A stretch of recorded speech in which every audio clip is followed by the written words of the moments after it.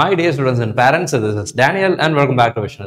Tamil Nadu medical selection கமிட்டிலேருந்து ரெண்டு முக்கியமான அப்டேட் அப்படிங்கிறது வந்திருக்கு. நேற்றுக்கு ரிலீஸ் ஆன நோட்டிஃபிகேஷன் நம்ம ஆல்ரெடி நம்மளுடைய வாட்ஸ்அப் அண்ட் டெலிகிராம் சேனலில் இதை பற்றி ஷேர் பண்ணியிருக்கிறோம். ஆக்சுவலாக எக்ஸ்டென்ஷன் அப்படிங்கிறது கொடுத்துருக்குறாங்க ஜாயினிங் டேட்டில். இது ஒரு முக்கியமான update. First round of Tamil Nadu கவுன்சிலிங்கில் சீட்டு கிடச்சிருந்துச்சு அப்படின்னா 25ஆம் தேதி வரைக்கும் நீங்கள் அந்த கல்லூரிகளில் போய் அட்மிஷன் ப்ராசஸ் அப்படிங்கிறத செய்து கொள்ளலாம் அப்படின்ற ஒரு நோட்டிஃபிகேஷன் நேற்றுக்கு வந்து நமக்கு ரிலீஸ் பண்ணாங்க. அண்டு நமக்கு வந்து 25th ஓகேங்களா, இது நேற்றுக்கு ரிலீஸ் ஆன இது. ஸோ இதில் வந்து இந்த டேட்லாம் போடலை, ஆக்சுவலாக அப்படி தான் இருந்துச்சு. அண்ட் இன்னொரு முக்கியமான அப்டேட்டும் கொடுத்துருக்குறாங்க. அது என்ன அப்படின்னு சொல்லி கேட்டிங்கன்னா, ஃபீஸ் ஸ்ட்ரக்சர் ரிலேட்டடான ஒரு அப்டேட். ஸோ இது வந்து தனியார் கல்லூரிகளை பொறுத்த வரைக்கும் இந்த ஆண்டு சுப்ரீம் கோர்ட்டினுடைய உத்தரவின் அடிப்படையில் அந்த கல்லூரிகள் எவ்வளவு கல்வி கட்டணத்தை வசூலிக்க போகிறாங்க அப்படிங்கிற ப்ரீ டிஸ்க்ளோஷரை ரிலீஸ் பண்ணணும்னு சொல்லிட்டு இருந்தாங்க. அப்போது அதை பேஸ் பண்ணி தான் மாணவர்கள் என்ன பண்ணாங்கன்னா சாய்ஸ் ஃபில்லிங் அப்படிங்கிறது பண்ணாங்க.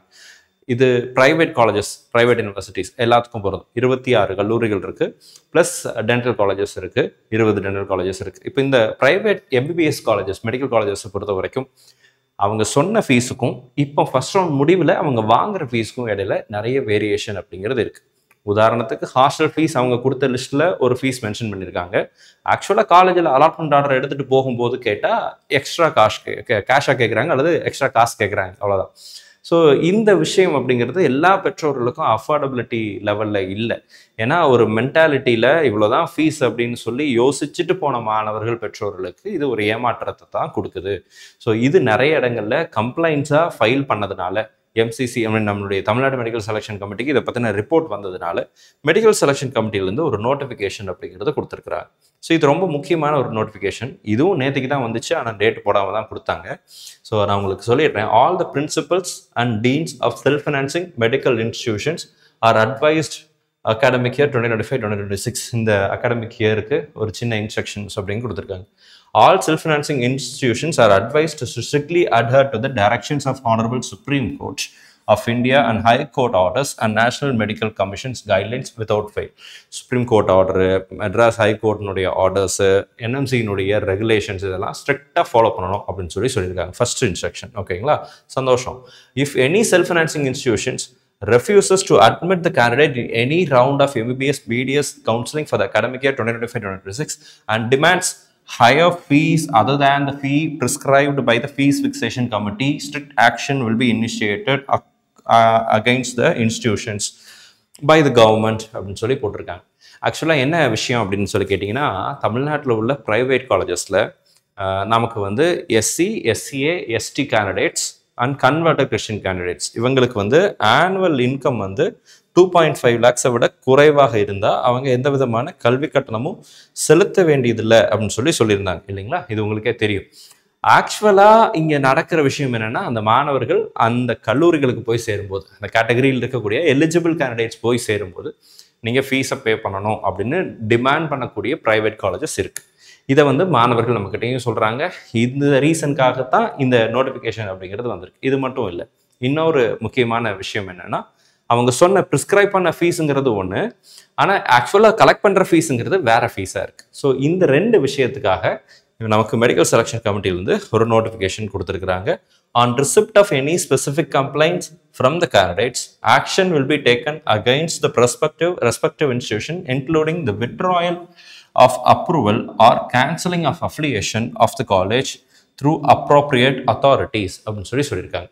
இன்கேஸ் அவங்க சொன்ன ஃபீஸை விட ஜாஸ்தியாக ஃபீஸ் வாங்குறதாக தெரிய வந்துச்சு அப்படின்னா அந்த காலேஜினுடைய அட்மிஷனையே நாங்கள் அப்ரூவலே விட்ரால் பண்ணிடுவோம், அண்ட் கேன்சலேஷன் ஆஃப் அஃபிலியேஷனை, எம்ஜிஆர் யூனிவர்சிட்டியினுடைய அஃபிலியேஷனை கேன்சல் பண்ணிடுவோம், அந்த மாதிரி ரொம்ப ஸ்ட்ரிக்டான ஆக்ஷன்ஸ் எல்லாம் நாங்கள் எடுப்போம் அப்படின்னு சொல்லியிருக்கிறாங்க. ஸோ இந்த நேரத்தில் மாணவர்கள் பெற்றோர்கள் சார்பாக அரசுக்கும் நம்மளுடைய மெடிக்கல் செலெக்ஷன் கமிட்டிக்கும் நம்ம வைக்கிற ஒரே ஒரு கோரிக்கை என்ன அப்படின்னா, இந்த ஃபீஸை ரெகுலேட் பண்ணுங்கள். ப்ரைவேட் காலேஜஸில் அவங்க எந்த ஃபீஸ் வாங்கணும்னு சொல்கிறாங்களோ அந்த ஃபீஸை வாங்கினா மாணவர்களுக்கு அது பிரச்சனை இல்லை.